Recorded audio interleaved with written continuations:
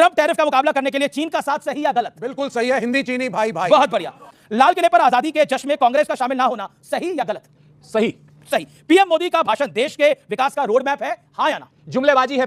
Message पिछले 12 सालों में लगातार पीएम जो है सिर्फ जुमलेबाजी कर रहे हैं। हाँ या ना? हाँ या ना? हाँ या ना? सिर्फ अगर करना है तो। बिल्कुल नहीं, बिल्कुल नहीं, बिल्कुल नहीं। ओके, बिल्कुल नहीं, जुमलेबाज। शहजाद पुनावाला, पहली बार लाल किले से आरएसएस की तारीफ करना जरूरी था या मजबूरी था? अनिवार्य था। अनिवार्य था। दिवाली पर जीएसटी में बदलाव का तोहफा विकास का एंगल है या फिर बिहार चुनाव की मजबूरी? दिवाली में तो तोहफा देने का रिवाज होता है और केजरीवाल तिहाड़ में थे, अब शीशमहल में। ओके ओके, मैं आपसे पूछता हूं कर्नल दानवीर, अच्छा मेरा आपसे सवाल है, मोदी राज में देश ज्यादा सुरक्षित है या फिर यूपीए के राज में? मोदी राज में। मोदी राज में। देश हित के विजन में मोदी सरकार बेहतर इस समय दिख रही है आपको या विपक्ष का विजन बेहतर दिखाई दे रहा है? मोदी सरकार का विजन मेरे को ज्यादा बेहतर दिख रहा है। मौलाना अंसार रजा, आरएसएस की तारीफ का मुद्दा ध्रुवीकरण से जुड़ा है या फिर राष्ट्रभक्ति से? नहीं, मुझे लग रहा है कि मोदी साहब से अच्छा जवाब इसका कुछ नहीं। आपका जवाब क्या है? सर देखिए, हम तो सिर्फ एक लाइन में बोलना है महाराज, आप तो नेता भी नहीं है। मैं दोबारा पूछता हूं आपसे, आरएसएस की तारीफ का मुद्दा ध्रुवीकरण से जुड़ा है या राष्ट्रभक्ति से? Choose one. सिर्फ वोट बैंक की राजनीति है। वोट बैंक की राजनीति। हमने पाकिस्तान की कितनी पिटाई की, यह मुद्दा जरूरी है या फिर भारत को कितना नुकसान हुआ, यह मुद्दा जरूरी है? हमने पाकिस्तान को कितने जूते मारे, ये ज्यादा बहुत शानदार। मोदी राज में देश ज्यादा सुरक्षित है या फिर यूपीए के राज में? मोदी राज में। मोदी राज में। आज की डिबेट में अमिश देवगन पूरे पैनल से दो सवाल पूछ रहे थे। इस पर मौलाना अंसार रजा आए बायसाए जवाब देने लगे। इसी बीच कांग्रेस प्रवक्ता सुरेंद्र राजपूत ने कहा कि 15 अगस्त को लाल किले पर अपमान किया जाता है, कोई सम्मान नहीं दिया जाता है कांग्रेस और राहुल गांधी को, तो क्यों लाल किले पर जाना अपमान कराने? इस पर शहजाद पूनावाला ने दिल छू लेने वाला जवाब दिया। उन्होंने कहा कि आपको मोदी जी से नफरत है, आरएसएस से भी नफरत है, लेकिन 15 अगस्त पे जो प्रोग्राम था वह भारत माता के लिए था। ऐसा जवाब सुनकर सुरेंद्र राजपूत अपने बगले झांकने लगे। तो आज की डिबेट बहुत ही शानदार होने वाली है। अगर वीडियो पसंद आए तो एक लाइक जरूर कर दे, आपका एक लाइक हमें बहुत मोटिवेट करता है। तो जय हिंद, भारत माता की जय। पिक्चर चालू करो बे। ट्रंप टैरिफ का मुकाबला करने के लिए चीन का साथ सही या गलत? बिल्कुल सही है, हिंदी चीनी भाई भाई। क्या कर रहे हैं यार तू? तो मजाक है क्या? देश में डेमोग्राफिक बदलाव हुआ है या नहीं हुआ है? ये सिर्फ षड्यंत्र है। किसका? हाँ, ये षड्यंत्र है संघ का। मैं नहीं मानता। ठीक है, नहीं, एक सेकंड। बांग्ला स्पीकिंग मुसलमानों को बांग्लादेशी घोषित ना करें। अच्छा ठीक है। झूठ बोल रहा है। मैं कुलदीप कुमार के पास आता हूं। देश के लिए फैसले लेने के मामले बीजेपी सही है या कांग्रेस पार्टी सही है? देश के लिए फैसले लेने के लिए दोनों बीजेपी सही है, कांग्रेस सही? दोनों एक जैसे हैं। आप कहाँ थे ज्ञानी बाबा? ऐसे हैं। अगला सवाल, अरविंद केजरीवाल पंजाब में है या दिल्ली में है? अरविंद केजरीवाल देश में है। चलिए, इसका मतलब पंजाब में है, दिल्ली में है, ये पब्लिक गेस करे। आइए मैं बढ़ता हूं आगे। अब सुरेंद्र राजपूत जी, आपसे मेरा सवाल है, लाल किले पर आजादी के जश्न में कांग्रेस का शामिल ना होना सही या गलत? सही। क्या कर रहे हैं यार तू? तो मजाक है क्या? सही। पीएम मोदी का भाषण देश के विकास का रोड मैप है, हाँ या ना? जुमलेबाजी है। मैसेज पिछले 12 सालों में लगातार पीएम जो है सिर्फ जुमलेबाजी कर रहे हैं। हाँ या ना? कोई हाँ या ना? है? हाँ या ना? सिर्फ अगर करना है तो। बिल्कुल नहीं, बिल्कुल नहीं, बिल्कुल नहीं। ओके, बिल्कुल नहीं। अरे बेटे, तुझे थकान नहीं लग रही क्या? शहजाद पूनावाला, पहली बार लाल किले से आरएसएस की तारीफ करना जरूरी था या मजबूरी था? अनिवार्य था। शाबाश बेटा, बहुत बढ़िया। दिवाली पर जीएसटी में बदलाव का तोहफा विकास का एंगल है या फिर बिहार चुनाव की मजबूरी? दिवाली में तो तोहफा देने का रिवाज होता है और केजरीवाल तिहाड़ में थे, अब शीशमहल में। ओके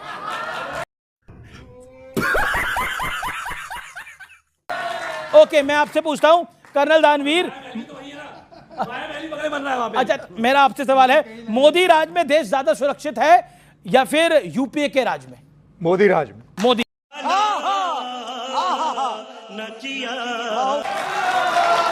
देश हित के विजन में मोदी सरकार बेहतर इस समय दिख रही है आपको या विपक्ष का विजन बेहतर दिखाई दे रहा है?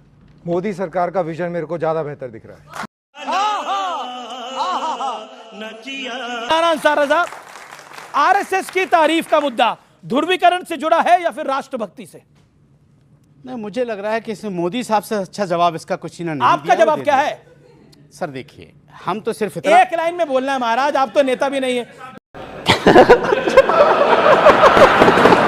पूछता हूं आपसे, आरएसएस की तारीफ का मुद्दा ध्रुवीकरण से जुड़ा है या राष्ट्रभक्ति से? Choose one. सिर्फ वोट बैंक की राजनीति है। वोट। कौन है ये लोग, कहां से आते हैं? हमने पाकिस्तान की कितनी पिटाई की, यह मुद्दा जरूरी है या फिर भारत को कितना नुकसान हुआ, यह मुद्दा जरूरी है? हमने पाकिस्तान को कितने जूते मारे, ये ज्यादा जरूरी। बहुत शानदार। राजपूत जी, ऐसा क्या बोला मोदी जी ने? डेमोग्राफिक चेंज यानी जनसंख्या में बदलाव हो रहा है, और आरएसएस का नाम आपने बोला कि लाल किले, आपके नेताओं ने बोला लाल किले की प्राचीर से ध्रुवीकरण हुआ है। एक ही चीज है अमीश भाई, हम तो चाहते हैं कि भारत सेफ रहे, सुरक्षित रहे, संपन्न रहे। मैं नहीं मानता। डेमोग्राफिक बदलाव जिस तरीके की बात प्रधानमंत्री जी ने बोली, उस पर तो मैं आऊंगा ही। बाकी चीजों की तरफ देखना, पिछले 12 साल के जो 11 भाषण हैं उसमें यह देखो कि प्रधानमंत्री जी ने क्या क्या कहा था, क्या क्या पूरा किया। अगर प्रधानमंत्री जी ने अपने 12वें भाषण में यह बात कह दी होती कि हमने किसानों की आय दुगनी कर दी, तो हम उस पर बोलते कि मैं नहीं दुगनी, उनका कर्ज और खर्च 3 गुना हो गया। इसमें तकलीफ क्या है जो बोला? ना पहले आप अमीश भाई, जरा सी बात हो जाती, कल थोड़ा बोलिए, तो बोलिए। थोड़ी तो आलोचना सुन लीजिए। फिर को पूरी आलोचना करिए।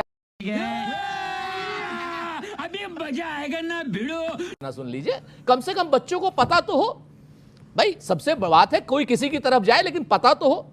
किसानों की आय नहीं, किसानों का कर्ज और किसानों का खर्च 3 गुना हुआ है। एक, सबको कहा था 22 तक सबको छत दे देंगे, आज की डेट में भी 47% बगैर छत के लोग हैं। अरे बेटे, तुझे थकान नहीं लग रही क्या? आपने कहा था कि 10 लाख करोड़ का किसान कॉर्पस फंड होगा, और आप कूद कूद करके बहस कराते थे अमीश भाई इसी पे कि 10 लाख करोड़ का फंड, 10 लाख करोड़ कहां है वो 10 लाख करोड़ का फंड किसानों के लिए? आप आ जाइए डेमोग्राफी पे। आपने जो बात कही, मैं सीधे मुद्दे की बात, आरएसएस और डेमोग्राफिक चेंज। जी, डेमोग्राफी पर 30 सेकंड। हाँ बिल्कुल। अरे काहे को यार, डराओ मत। जी जी, बोलिए बोलिए। काहे डराते हो? आपसे वैसे डर लगता है बड़े। बोलिए बोलिए बोलिए आप। तो 30 सेकंड नहीं, 1 मिनट फिर, है ना? तो आप डेमोग्राफी पर बात कीजिए। पिछले 11 साल से बच्चों किसकी सरकार है? मोदी जी की है ना? अगर मोदी जी की सरकार है और अमित शाह गृह मंत्री हैं, तो डेमोग्राफिक चेंज के लिए वो विपक्ष को कह रहे हैं या अमित शाह को कह रहे हैं अमित शाह को मंत्रिमंडल से बर्खास्त कर दें?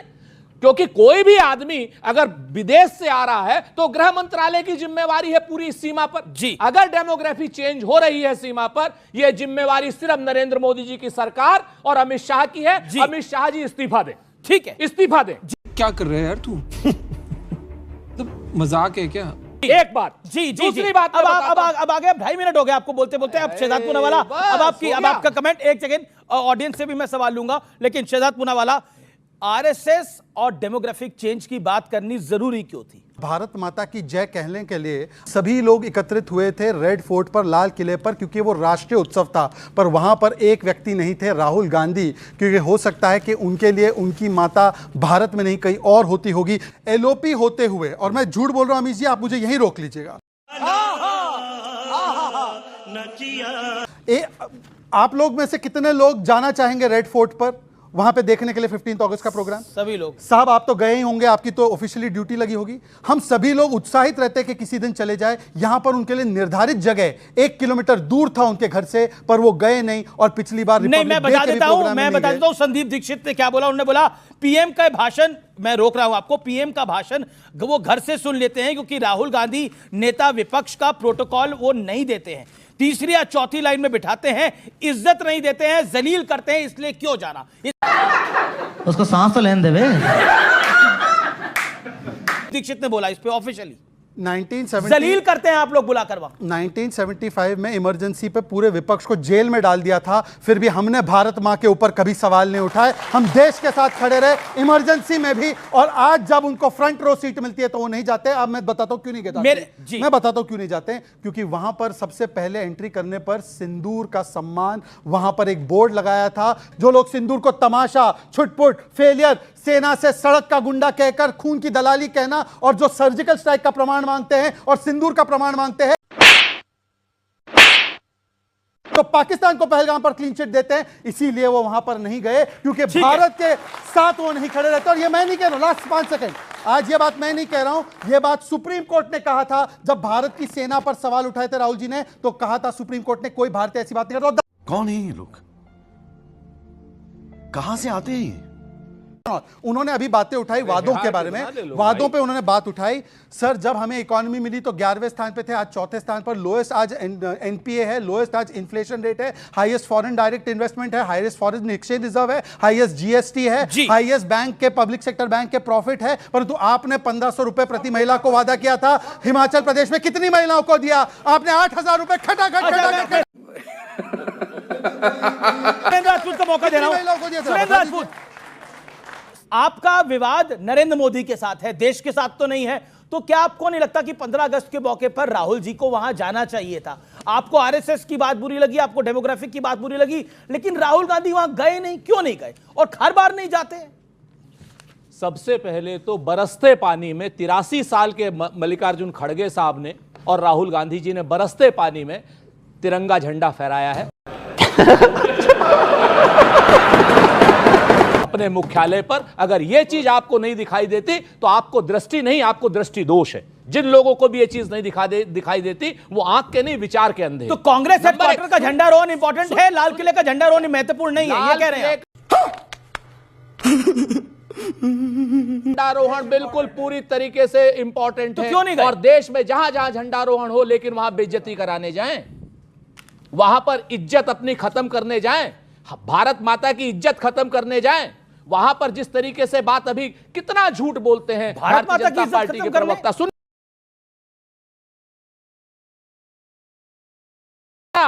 आप बीच में बोल रहे हैं, आप भारतीय जनता पार्टी के प्रवक्ता बोल रहे हैं वहां ऑपरेशन सिंदूर की और फौज की कर्नल दानवीर सिंह यहां खड़े हुए हैं। भूरी भूरी प्रशंसा पूरी कांग्रेस ने ही नहीं, सिर्फ पूरे देश ने करी। खाओ मां का पूरी भूरी भूरी प्रशंसा करी और हम सेना के सैन्य शौर्य को, पराक्रम को, व्यावसायिक दक्षता को भूरी भूरी प्रशंसा करते हैं। और जब हमारी सेना पीओके लेने के लिए खड़ी हुई थी, तब नरेंद्र मोदी जी ने रणनीतिक कायरता के तहत पीओके को लेने से इनकार कर दिया और सीज क्या कर रहे हैं यार तू? तो मजाक है क्या?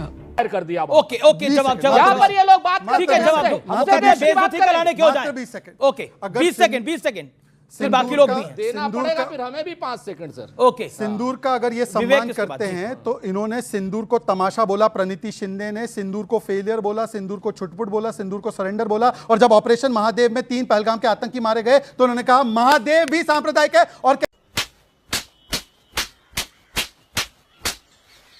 हमारे हेडक्वार्टर में जो प्रोग्राम हो रहा है उसमें हम गए। उस प्रोग्राम में मैंने तस्वीर निकाली, पता है कौन दिखा?